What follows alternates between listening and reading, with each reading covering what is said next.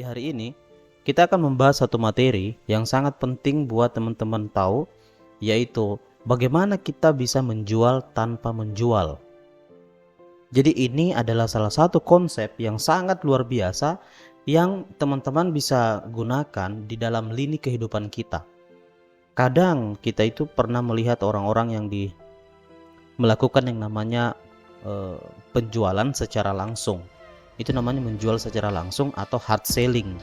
Nah, hard selling itu teman-teman, kalau teman-teman biasa pergi ke mall atau pergi di beberapa pameran, nah orang itu kebanyakan melakukan hard selling. Jadi langsung menjelaskan, langsung menawarkan suatu produk.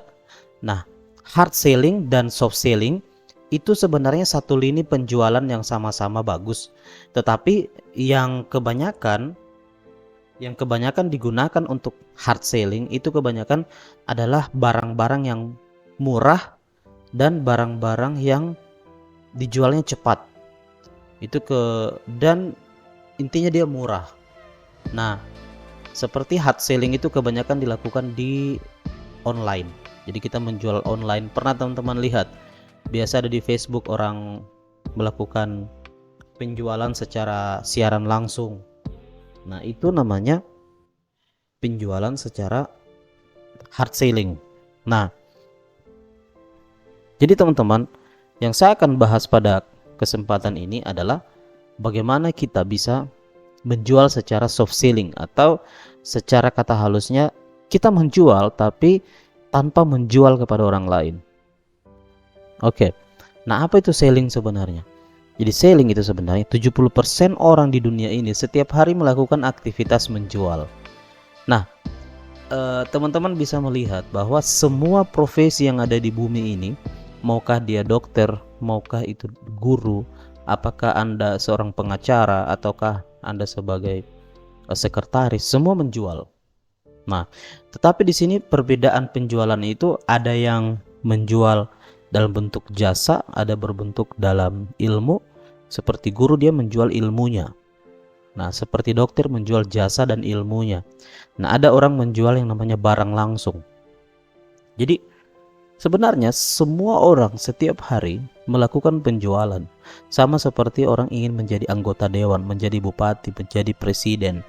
Mereka menjual secara langsung, menjual dirinya dan menjual visi misinya. Nah, meskipun itu Anda berada di bagian politik. Jadi semua sebenarnya menjual. Oke. Nah, strategi satu bukan menjual tapi membantu. Jadi menjual itu bukan ilmu pasti. 1 tambah 1 tidak selalu 2. Hasilnya bisa 100, bisa 1000. Fakta yang terjadi di lapangan adalah hanya 10% kita menjual dan 90%-nya sisanya adalah membantu. Jadi utamakan adalah membantu, bukan menjual. Itu strategi nomor 1. Nah, dari penelitian dari National Sales Executive Association membuktikan bahwa 80% penjualan terjadi setelah 12 kali pertemuan. Jadi tidak semerta-merta pertemuan pertama itu langsung terjadi penjualan, teman-teman. Dia ada step by stepnya, ada metamorfosisnya, ada dia punya alurnya, tidak langsung penjualan. Umumnya pembeli sangat cerdas, mencari 10 informasi tentang produk yang akan dibelinya. Jadi coba teman-teman melihat, kalau seandainya kita mau pengen beli handphone, pasti teman-teman membandingkan dulu dengan harga HP merek A, merek Vivo, merek Oppo, merek iPhone. Pasti kita membandingkan banyak produk. Nah, jadi sebenarnya bagaimana proses awalnya, yaitu kita bertemu orang, minimal orang itu bisa opening trust. Kita membuka kepercayaan dulu. Take off, setelah take off kita landing. Jadi real case-nya begini. Ada seorang top sales di Amerika namanya Joe Girard. Joe Girard ini selama hidupnya dia menjual 1425 mobil setahun. Jadi dia mampu menjual 5 unit mobil per hari.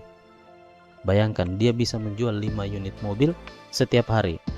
Nah, beliau berhasil menjual 13.001 unit selama hidupnya, dan dia dinobatkan sebagai the world greatest salesman. Jadi rekornya itu belum terkalahkan sampai sekarang. Nah, saya sudah membaca buku Joe Girard. Saya sudah membaca. Jadi bukunya itu luar biasa, teman-teman. Jadi beliau itu luar biasa. Dia sangat-sangat memanfaatkan kliennya, memanfaatkan referensi. Jadi setiap kliennya itu dia anggap seperti raja, dan dia perhatikan setiap ulang tahunnya, setiap tanggal pernikahan mereka, dia kirimkan kartu-kartu ucapan. Itu luar biasa Joe Girard. Jadi betul-betul dia melakukan hal itu secara sungguh-sungguh. Nah, kendalanya apa? Sebagian orang sangat sulit menjual, sebagian yang lain merasa sangat mudah. Apanya yang salah? Nah, kita cek. Yang pertama adalah product knowledge. Apakah Anda sudah sangat menguasai produk yang Anda jual? Jadi produk-produk yang kita jual itu harusnya kita sangat kuasai sampai di luar kepala. Kemudian apakah kita memberikan solusi? Apakah Anda tahu kebutuhan calon nasabah secara jelas? Jadi kadang kita menawarkan mobil kepada orang yang tidak mampu beli mobil. Harusnya kita tawarkan motor. Kita tidak tahu berapa kebutuhannya. Kemudian professional konsultan. Tahu persis apa kelebihan dan kelemahan produk dan tahu menjelaskan manfaat yang calon pembeli akan dapatkan dengan detail. Nah, bagian ini yang paling penting adalah follow up. Nah, tadi saya sudah katakan bahwa pertemuan penjualan terjadi itu setelah minimal bertemu 12 kali. Sehingga pada saat kita melakukan penjualan, itu sebenarnya penjualan itu closing itu adalah step terakhir. Nah, jadi sama seperti kita itu ingin menuju ke suatu tempat. Tujuan kita contoh ke Jakarta. Nah, step terakhir itu ke Jakarta. Tetapi untuk menuju ke Jakarta kita perlu banyak proses. Contoh, kita melihat jadwal tiket pesawat, kemudian kita memilih tanggal berangkatnya, kemudian kita memilih pesawat apa yang kita akan gunakan. Setelah itu kalau sudah hari H untuk berangkat, kita berangkat dulu itu ke terminal, ke bandara. Itu kurang lebih 1 jam sebelum keberangkatan, karena kita perlu check in, kemudian kita pemeriksaan KTP, kemudian di perjalanan pesawat mungkin kita transit. Jadi itu adalah proses. Nah, mengenai sampainya ke Jakarta itu namanya closingnya. Jadi yang paling penting adalah follow up. Nah, kita apa yang harus kita lakukan? Itu introspeksi diri Anda, jangan menyalahkan siapapun. Jadi jangan menyalahkan siapapun. Nah, yang paling utama adalah apakah Anda sangat yakin dengan produk yang Anda tawarkan? Apakah Anda sangat yakin bahwa produk yang Anda tawarkan itu merupakan salah satu solusi yang sangat penting buat orang tersebut? Nah, itu yang harus kita bangun kepada nasabah, sehingga dia itu bukan kita lagi yang mengejar dia, tapi dialah yang mengejar kita. Nah, 2022, apa impianmu di sini terwujud? Ini sudah. Jadi maksudnya begini, kita sudah move on. Jadi kita akan fokus di tahun 2023 ini. Kita fokus. Karena 2022 sudah berlalu.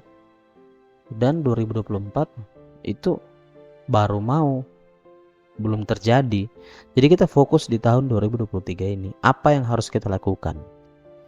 Nah, Anda harus punya peta sukses di 2023 ini. Jadi minimal kita itu tahu mau kemana. Jadi itu namanya goal atau goal setting. Kayak tadi, tujuan kita mau kemana? Mau ke Jakarta atau mau ke luar negeri? Nah, sehingga apa yang kita lakukan itu betul-betul sesuai dengan jalannya. Kalau teman-teman mau pergi ke satu tempat yang contoh ke Cina, minimal teman-teman beli tiket ke Cina. Jadi jangan beli tiket ke Amerika, jelas akan berbeda. Seperti itu. Jadi goal settingnya dulu harus penting. Nah,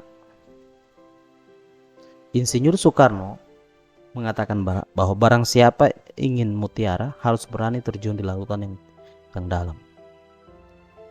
Jadi bisnis sekarang di masa teknologi saat ini lagi muncul banyak istilah baru dalam bisnis penjualan online. Di antaranya smart industry, smart factory, human machine interface, dan user interface. Jadi begini, dalam semua diisukan bahwa ada 30 juta UMKM saat COVID itu mengalami kebangkrutan. Nah, itu apa yang terjadi? Karena teman-teman tahu bahwa pada saat terjadi pandemi besar-besaran, ada PSBB, pembatasan skala besar-besaran, waktu itu tidak ada orang yang melakukan pembelian. Oke, pembelian pun terbatas, terlalu banyak ke bagian kesehatan, sehingga roda ekonomi tidak berjalan, sehingga banyak UMKM itu tidak berjalan. Contoh UMKM yang selalunya punya omset sekian tiba-tiba ambruk karena orang menahan uangnya. Nah, orang semua cuma di rumah. Oke, sehingga lini roda ekonomi itu berhenti karena setiap bisnis itu saling berkaitan. Contoh, kita jual umpama seperti traveling. Traveling itu tidak bisa dilakukan selama PSBB. Orang luar negeri tidak bisa masuk ke Indonesia. Itu artinya apa? Berarti turis tidak masuk, visa tidak masuk ke Indonesia, sehingga pemasukan yang harusnya masuk ke Indonesia, contoh bisnis-bisnis seperti hotel, kemudian bisnis-bisnis seperti oleh-oleh, itu tiba-tiba langsung merosot. Nah, di Bali itu adalah salah satu daerah yang sangat-sangat berpengaruh terjadi kebangkrutan. Ada beberapa hotel di sana dan restoran itu bangkrut karena posisinya tidak ada tamu yang datang. Nah, sehingga mempengaruhi juga bagian di daerah situ, beberapa tukang ojek, kemudian Grab, semua akan turun omsetnya, sehingga negara akan mengalami penurunan ekonomi. Nah, sehingga pemerintah melakukan yang namanya new normal. New normal itu adalah kita hidup harus berdampingan dengan virus, kita harus hidup berdampingan dengan resiko. Jadi mau tidak mau negara harus menerima resiko. Jadi tetap kita beraktivitas, kita tidak bisa tinggal di rumah mengharapkan virus tidak datang kepada kita, karena meskipun kita sudah berusaha hidup normal, tiba-tiba juga bersembunyi di rumah menjaga semuanya, ada juga orang kena virus. Jadi yang tidak ada alasan untuk tidak bergerak untuk maju, yaitu kita tetap untuk melakukan aktivitas seperti biasanya dengan cara yang berbeda. Jadi makanya sekarang, dulu orang pakai masker, kemudian kita divaksin. Nah, satu bisnis, tetapi bisnis ini adalah bisnis di bidang finansial keuangan, kita harus ketemu orang, tidak bisa tidak. Dan bisnis mengenai penasehat keuangan, mengenai penjualan soft selling ini adalah penjualan yang dilakukan karena bisnis itu besar. Yang ditawarkan itu bukan uang kecil, uang besar, sehingga tidak bisa ditawarkan lewat handphone, tidak bisa ditawarkan lewat apalagi menggunakan online, apalagi menggunakan robot. Tidak bisa, karena dia perlu ada pemberian solusi, kemudian kreativitas, dan itu hanya bisa dilakukan oleh seorang manusia yang profesional di bidangnya. Nah, strategi ketiga menjual tanpa menjual adalah seperti tadi yang dilakukan oleh George Girard. Itu dia melakukan referensi. Untuk mendapatkan ini, Anda wajib 100% total dalam melayani nasabah kunci. Mereka akan menjual nama Anda kemana-mana. Jadi kita fokus dalam melayani nasabah kita yang sudah ada, atau orang yang dekat dengan kita. Kita baik dengan mereka, maka mereka akan cerita kita kepada orang lain. Kalau kita baik, kalau pelayanan kita bagus, orang akan menjual nama kita secara tidak langsung. Oh, itu bagus pelayanannya. Oh, si ini bagus. Jadi itu kan menjual tanpa menjual. Jadi teman-teman tidak menjual, teman-teman dijual oleh nasabah kita sendiri karena pelayanan yang luar biasa. Nah, itu yang penting. Yang kedua adalah gunakan 3 kata pamungkas ini untuk sukses membujuk dan merayu siapapun. Jadi kita minta tolong, kalau ada nasabah kita minta tolong. Yang kedua kita minta maaf. Yang ketiga kita mengucapkan terima kasih banyak. Nah, yang ketiga, manfaatkan storytelling setiap prospek. Jadi jurusnya adalah pada saat kita bertemu nasabah, pasti yang akan terjadi itu adalah penolakan. Itu sudah pasti. Itu adalah, nah, pekerjaan seorang financial planning atau agent itu adalah bagaimana cara hebatnya untuk menjawab setiap keberatan orang. Nah, yang pertama kita lakukan adalah kita harus terima dan mengakui keberatannya itu. Kita harus empati. Contoh, dia bilang dia tidak bisa masuk asuransi karena saya harus bicara dengan istriku. Nah, kita harus bilang, oh iya betul Pak, saya setuju. Bilang saya setuju dengan itu, bahwa asuransi itu memang harus dibicarakan, oke, kepada istri, karena itu penting sekali, karena ini asuransi untuk jangka panjang. Setelah kita melakukan setuju, kita setuju dengan dia, kemudian kita bertanya kembali, tapi menurut Bapak, kalau saya tanya istri Bapak tidak mengerti dan dia melarang Bapak untuk masuk asuransi, apakah Bapak tetap tidak masuk asuransi?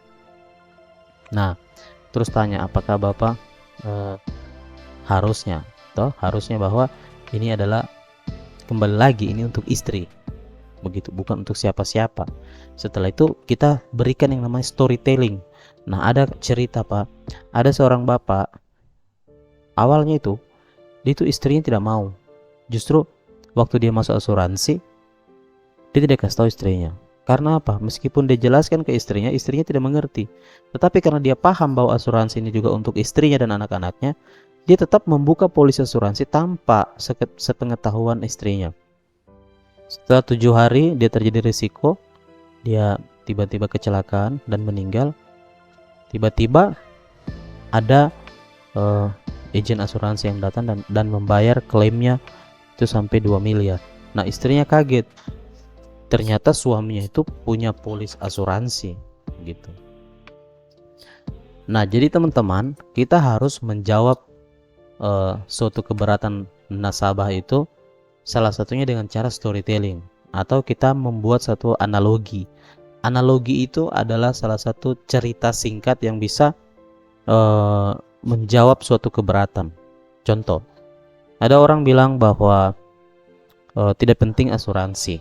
Nah, kita bisa ceritakan, Pak, Bapak pernah dengar seekor angsa yang bertelur emas? Jadi ada angsa yang bertelur emas. Menurut Bapak, apa yang penting, emas atau angsanya? Nah, kita bisa berstorytelling bahwa ada satu kisah petani yang menjual semua 100 angsanya, tetapi dia menyimpan satu angsanya, dan angsanya itu berdoa semoga dia bisa membalas kebaikannya petani itu. Nah, ternyata setelah itu tiba-tiba dia kaya raya. Nah, petani karena sudah makin kaya, dia lupa bahwa kehidupannya makin modern, tetapi pada saat itu angsanya tiba-tiba sakit. Tiba-tiba dia tidak bisa lagi untuk bertelur. Akhirnya karena petaninya jengkel, dia bunuhlah itu angsa. Dia kira emasnya ada dalam perut angsa itu, ternyata tidak ada. Sehingga petaninya kembali miskin. Nah, jadi pertanyaan, dalam rumah tangga itu siapa angsanya yang menghasilkan telur emas, yang menghasilkan uang? Nah, jadi kembali lagi, kita bisa menjawab sebuah keberatan nasabah dengan cara storytelling. Yang keempat, prospek pakai laptop dan PowerPoint, penampilan diri terbaik totalitas. Jadi penampilan seorang perencana keuangan itu memang wajib harus berpenampilan kelas 1. Antusias dengan apa yang kita jelaskan, berbicara penuh keyakinan, menggebu-gebu dan bergairah. Jangan menjual tapi sharing. Jadi kita ceritakan konsep perencanaan keuangan. Jadi yang kita jelaskan adalah konsep. Jadi kita tidak menjual, kita menjelaskan konsep perencanaan keuangan itu seperti apa. Begitu, bukan langsung ini ada asuransi, tidak. Kita menjelaskan konsep dulu. Jadi konsep, Pak, ini ada yang namanya keranjang batu. Keranjang batu itu adalah ada seorang suami dan istri bekerja, mereka punya tanggungan. Itu konsepnya. Begitu. Jadi bukan langsung menjelaskan asuransi. Jadi kita selalu tampil dan gunakan simbol-simbol kesuksesan setiap hari. Sukses closing saat orang percaya pada Anda dan semua orang suka bekerja sama pada orang yang terlihat sukses, positif, dan antusias. Oke guys, alhamdulillah ini adalah sesi yang luar biasa. Oke, bagi teman-teman yang suka dengan video ini, silahkan didukung dengan cara di subscribe dan dibagikan dan di share. Oke teman-teman, sampai berjumpa di video saya selanjutnya. Semoga bermanfaat. Saya percaya teman-teman adalah orang yang hebat dan orang yang bisa berubah dan bisa menjadi lebih sukses lagi di tahun 2023 ini. Salam sehat selalu.